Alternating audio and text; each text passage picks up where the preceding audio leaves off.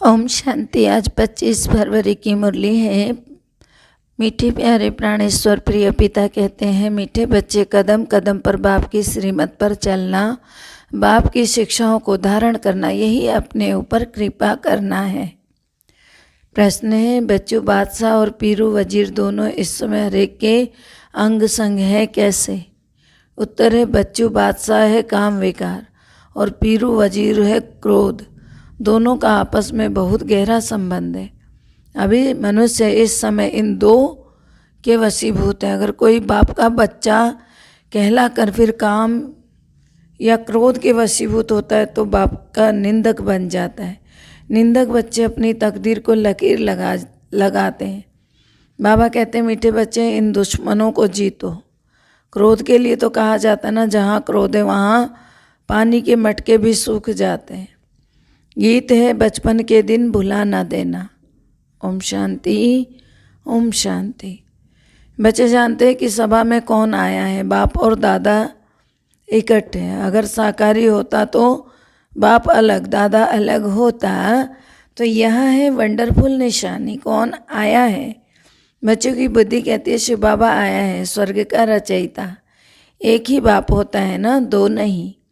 हाँ, मददगार जरूर मिलते हैं, बाप और बच्चे दोनों से काम चलता है। बलिहारी बाप की है, सो बलिहारी फिर बच्चों की भी है। या दादा भी बच्चा हो गया ना। यहाँ तुम क्लास में आते हो, सभा अक्षर भी कॉमन है, सभाएं तो बहुत होती हैं। यह है भगवान की पाठशाला। सब तरफ देखा जाता है कि बरोबर यहाँ नॉलेज सुनकर धारण कर रहे हैं।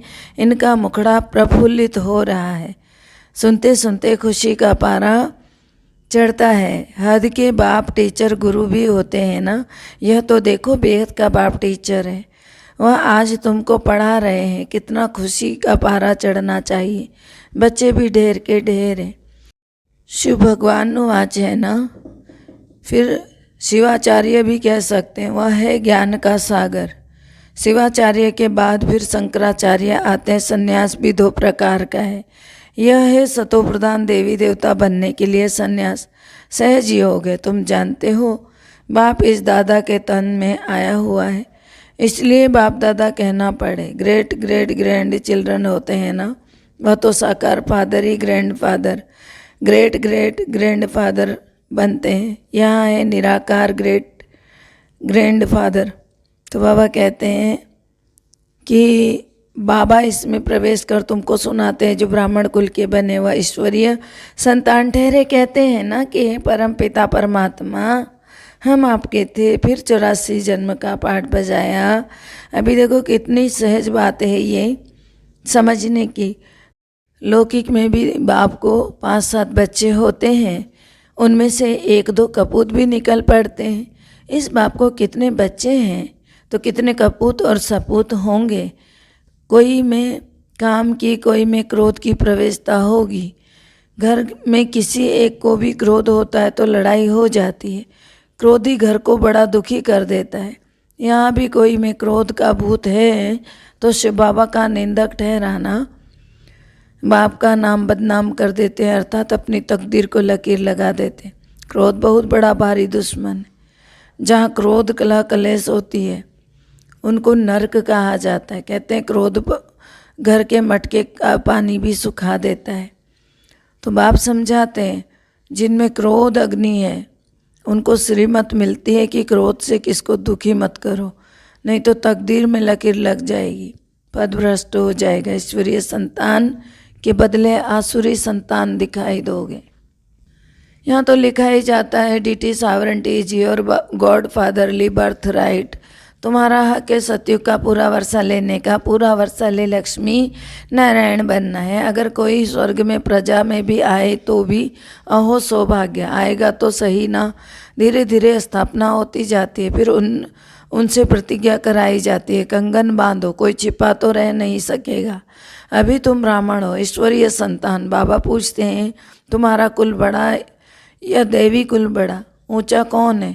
ब्राह्मणों का। तो हम देवताओं को भी इतना ऊंचा नहीं कहते हैं। ब्राह्मण है ही ईश्वरीय कुल के। यह भारत को स्वर्ग बनाते हैं, ब्राह्मणों को चोटी कहेंगे। वास्तव में शिव का मंदिर बनाना ही चाहिए ऊंची पहाड़ी पर, परंतु आजकल कोई जा नहीं सकते हैं, शहर की में बना देते हैं। ऊंचे ते ऊंचा है शिव बाबा, तो उनका मंदिर भी तो ऊंची चोटी पर होना चाहिए ना। अब देखो दुनिया का क्या हाल हो गया है, सबकी बर्बादी हो गई है। बाप आकर सबको आबाद करते हैं। संगम पर देखो तुम सब आबाद होते हो। पूरे 63 जन्म नरकवासी बने, एक क्यूरेटी साहब है। 21 जन्म तुमने स्वर्ग में राज्य किया, फिर 63 जन्म गिरते आए, कलाएं कमती होती जाती हैं। अभी कोई कला ही नहीं रही, धूल में पड़े हैं। कहावत है ना, सौ करे श्रृंगार, यह भी अभी के लिए कहावत है। बाबा कहते मैं तुमको श्रृंगार करता हूँ कि ऐसा लक्ष्मी नारायण बनो। फिर क्या करते हैं, विकार मिट्टी में गिरा देते हैं। क्रोध की धूल तंग करती है, क्रोधी बहुत होते हैं। हिंसा भी क्रोध है ना, क्रोध के बिगर चढ़ाई कर ना सके। प्रॉपर्टी का हिस्सा ना मिला, गुस्सा लगा तो भाई को भी मार देते हैं। यह लड़ाई क्रोध से शुरू होती है। बाबा समझाते लाडले बच्चे, क्रोध नहीं करो, नहीं तो तकदीर को लकीर लग जाएगी, और जो साथी होंगे उनकी तकदीर को भी लकीर लग जाएगी। क्रोध में आकर कहते हैं तुम अगर हमारे घर में आए तो मार डालूंगा। अभी बाप तुम माताओं को आगे रखते हैं। तुम जानते हो हम शिव शक्तियाँ कल्प कल्प बनती हैं। शिव बाबा आकर हमको अपना बनाते हैं। तुम बच्चे ना हो तो अकेला शिव बाबा भी क्या करेगा। तुम शिव शक्तियाँ भारत में मशहूर हो। अपना यादगार मंदिर ना देखा हो तो आबू में देखो, हूबहू तुम्हारा यादगार है। हाथी पर सवारी करने वालों का भी चित्र वंडर है, जो तुम्हारा भी निवास यहाँ आकर हुआ है। शिव जयंती मनाते हो तो जरूर आया होगा ना, तभी तो कब और कैसे आया मालूम है। जिसने भारत को हीरे जैसा बनाया उनके ऑक्यूपेशन को कोई जानते हो। देवता ही पहले ब्राह्मण थे जो हीरे जैसा बनते हैं। जिन ब्राह्मणों ने मदद की वह देवता बने। वह सबका ऑक्यूपेशन समझा सकते हो, परंतु समझेंगे बहुत थोड़े, क्योंकि राजधानी की लिमिट है। तो बाबा कहते हैं ना, इसीलिए कोटों में कोई कहा जाता है। मम्मा बाबा कहकर फिर भूल जाते हैं, अहो माया तुम कितनी दुस्तर हो। यह तो होता ही है, बड़े बड़े कमांडर्स भी मर पड़ते हैं, गोली लग जाती है, सिपाही तो ढेर मरते हैं। जब बड़े बड़े मरते हैं तो हाहाकार हो जाता है। शिव शक्ति सेना में फलाने को माया ने मार डाला, यह फिर भी होना ही है। प्यादा मर जाए उनका इतना ख्याल नहीं, महारथी के लिए सब कहेंगे हाय माया ने इनको मार डाला। ऐसे नहीं कि स्वर्ग में नहीं जाएगा, भला आएगा परंतु पद भ्रष्ट हो जाएगा। इसीलिए बाबा कहते हैं उस लाइन में नहीं जाना। कल्प पहले जो गए हैं वह तो जाएंगे ही। समाचार लिखते हैं फलाना 4 वर्ष रेगुलर आता था, फिर माया ने पकड़ लिया।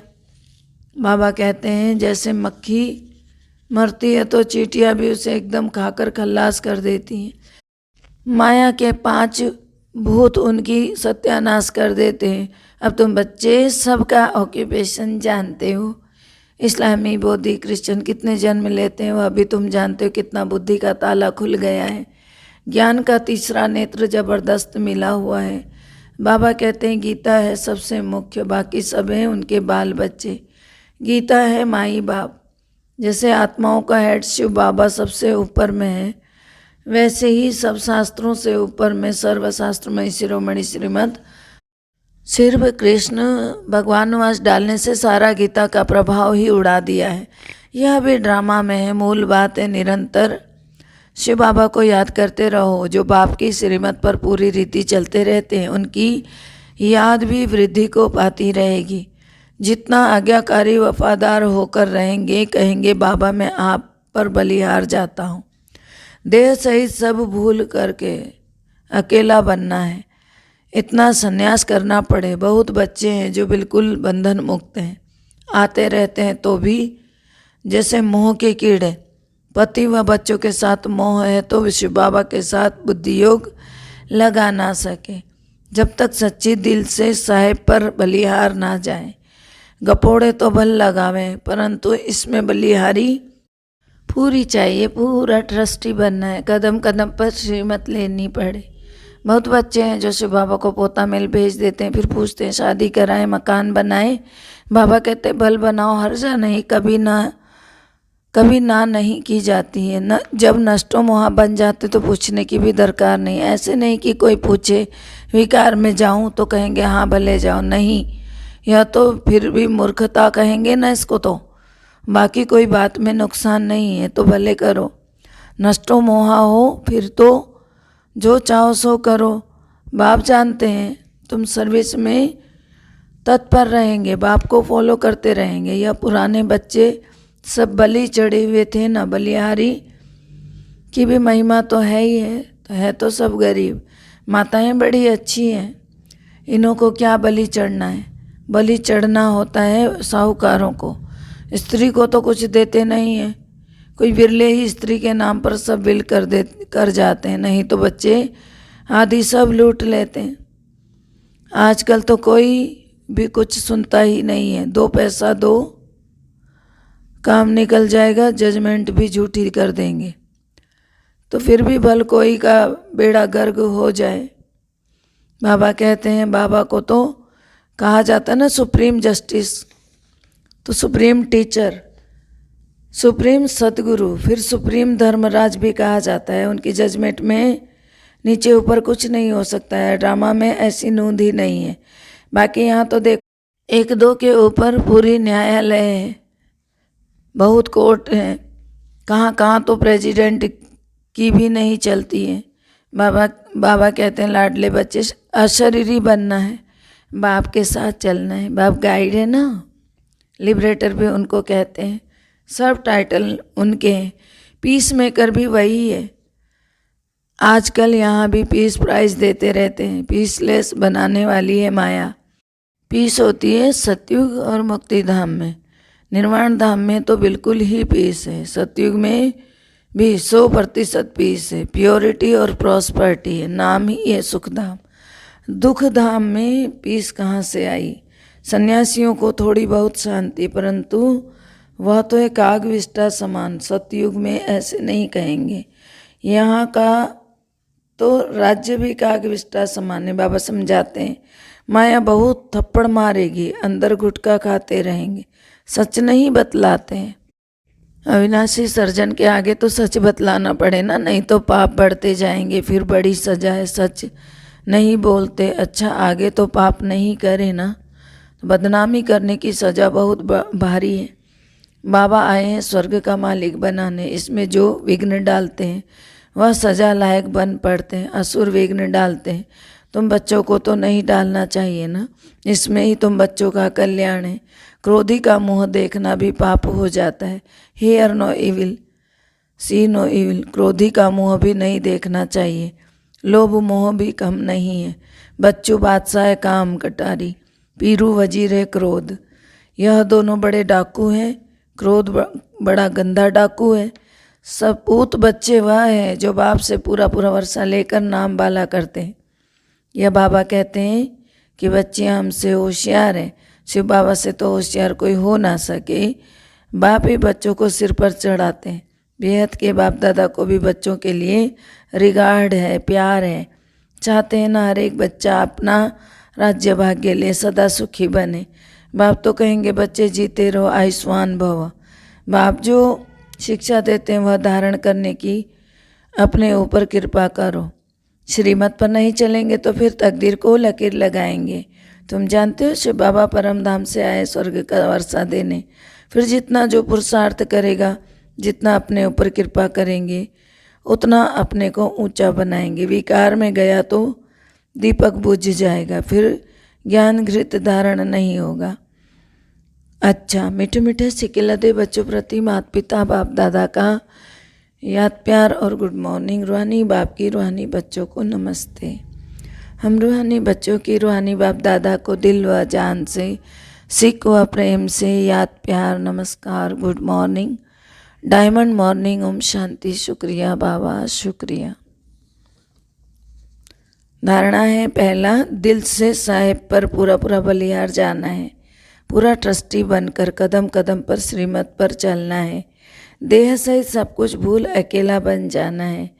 दूसरा है बच्चा बनने के बाद बाप के कार्य में विघ्न नहीं डालना है, कोई भी बदनामी का कार्य नहीं करना है, आज्ञाकारी वफादार बनना है।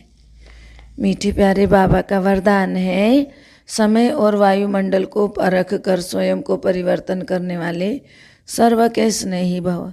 समय और वायुमंडल को परख कर स्वयं को परिवर्तन करने वाले सर्व के स्नेही भव। जिसमें परिवर्तन शक्ति है वो सबका प्यारा बनता है, वह विचारों में भी सहज होगा, तो उनमें मोल्ड होने की शक्ति होगी। वह कभी ऐसे नहीं कहेगा कि मेरा विचार, मेरा प्लान, मेरी सेवा इतनी अच्छी होती है, होते हुए भी मेरा क्यों नहीं माना गया। यह मेरापन आया माना अलाय मिक्स हुआ। इसीलिए समय और वायुमंडल को परख कर स्वयं को परिवर्तन कर लो तो सर्व के स्नेही नंबर 1 विजयी बन जाएंगे। स्लोगन है, समस्याओं को मिटाने वाले बनो, समस्या स्वरूप नहीं। समस्याओं को मिटाने वाले बनो, समस्या स्वरूप नहीं। मीठे प्यारे प्राणेश्वर प्रिय पिता, सबका भला हो, सब सुख पाएं, सब परमात्मा से जुड़ जाएं।